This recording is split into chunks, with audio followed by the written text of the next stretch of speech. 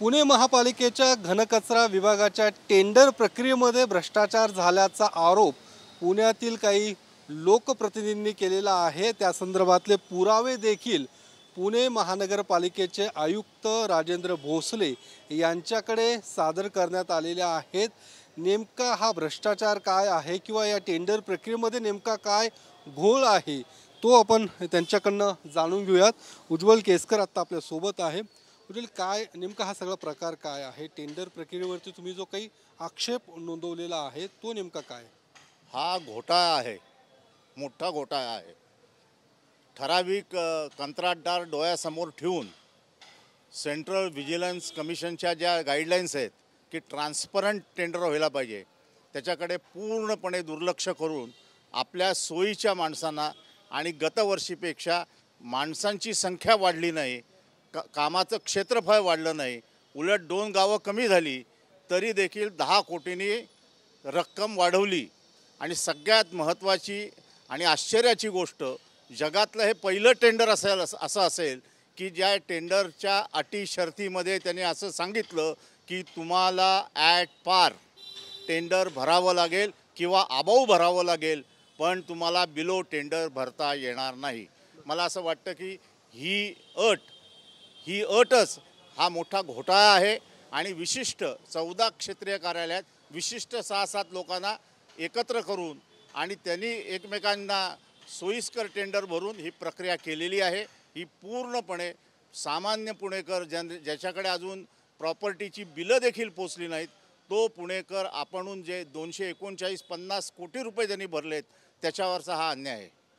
मागच्या वेळी नेमकं किती कोटींचं टेंडर होतं आणि आत्ता जे काही 10 कोटींचं वाढवण्यात आल्याचं तुम्ही जे म्हणतायत ते नेमकं कशासाठी? मग मागच्या वेळी 146 कोटीचं टेंडर होतं, यावेळेला हे 158 कोटीचं टेंडर आहे। आणि हे टेंडर ह्या लोकांना डोळ्यासमोर ठेवूनच वाढवण्यात आलेले। हा कारण नसताना ज्याच्यात 10-12 कोटीची वाढ केलेली आहे, कारण झाडण्याचं क्षेत्रफळ तेवढंच आहे, उलटं कमी झालेलं आहे आणि कामगार पण तेवढेच लागणार आहेत, त्याच्यापेक्षा वाढणार काही नाही आहे। हे फक्त ठराविक लोकांना डोळ्यासमोर ठेवून हे टेंडर केलेले आहे।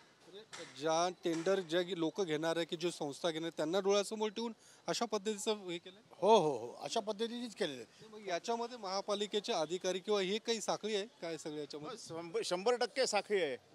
आणि आम्ही कामगार कल्याण अधिकाऱ्यांना विचारलं की ज्या ठिकाणी 50-60 लोक लागणार आहेत त्या ठिकाणी तुम्ही 200-250 लोकांचा त्यांनी सगळी कागदपत्र सादर करायची, ही अट कशासाठी टाकली? म्हणजे विशिष्ट लोक यावीत आणि काही लोक येऊ नये यासाठी अट घातली।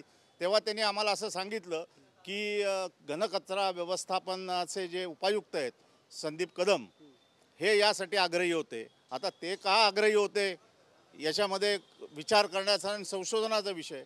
कामगार त्यांचाही रोल आहे सगळं? 100% घनकचरा व्यवस्थापनाचंच पत्र आहे दाखवतात ना, ते काय म्हणतात, माझा याच्याशी संबंध नाही, कारण का हे डिसेंट्रलाइज आहे, सर्व क्षेत्रीय कार्यालयांनी करायचं आहे। क्षेत्रीय कार्यालयाच्या टेंडरमध्ये यांनी हस्तक्षेप केला, सही केली नाही।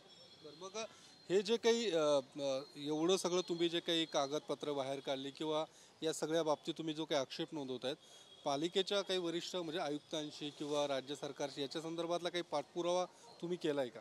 हो, आम्ही महापालिका आयुक्तांना पत्र दिलं काल आणि अतिरिक्त आयुक्तांना सुद्धा दिलं, शासनालाही त्याचं पत्र पाठवले, लोकायुक्तांना पाठवले की याच्याकडं दखल घेऊन यांच्यावर कारवाई करण्यात यावी आणि ही टेंडर प्रक्रिया थांबवावी, जेणेकरून पुणेकर जे टॅक्स भरतात, जो टॅक्स पेअर आहे त्याच्याकडनं प्रत्येकाकडनं तुम्ही हे झाडणकामाचे पैसे वसूल करत असता, त्यांच्याच खिशात हात घालण्याचा प्रयत्न आहे हा। या सगळ्या याच्यामध्ये आरोप तुम्ही जे काही करतायत, तुम्हाला वाटतं की याच्यावर काही कारवाई होईल किंवा अशा पद्धतीने काही रद्द? नाही, मला असं वाटतं की अतिरिक्त आयुक्त पृथ्वीराज BP साहेब जे आहेत ते याची स्क्रुटिनी नीट करतील आणि आयुक्त पण याची स्क्रुटिनी नीट करतील।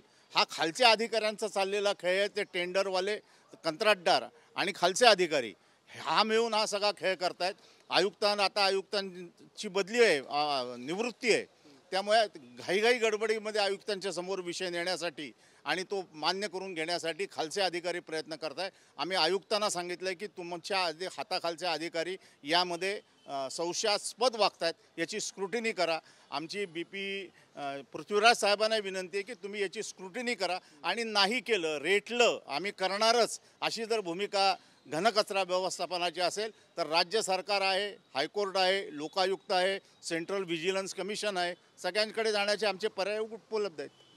तर या सगळ्या लोकप्रतिनिधींचं म्हणणं आपण ऐकलेलं आहे. त्यांचा जो काही आरोप आहे, घनकचरा विभागातले जे काही टेंडर जे काढण्यात आलेलं आहे त्यामध्ये एक मोठा घोटाळा आहे. त्या संदर्भातली कागदपत्रंसुद्धा संबंधित अधिकारी अर्थात पालिका आयुक्तांना सादर केलेलं आहेत आणि हे टेंडर रद्द करण्यात यावं. त्यासोबतच या सगळ्या संदर्भात जे कोणी लोक असतील, अधिकारी असतील, कंत्राटदार असतील, त्यांच्यावर देखील कारवाई करण्यात यावी अशी मागणी या सगळ्या लोकप्रतिनिधींची आहे. कॅमेरामन तुषार ननावरेसह मी योगेश बोरसे, TV9 मराठी, पुणे.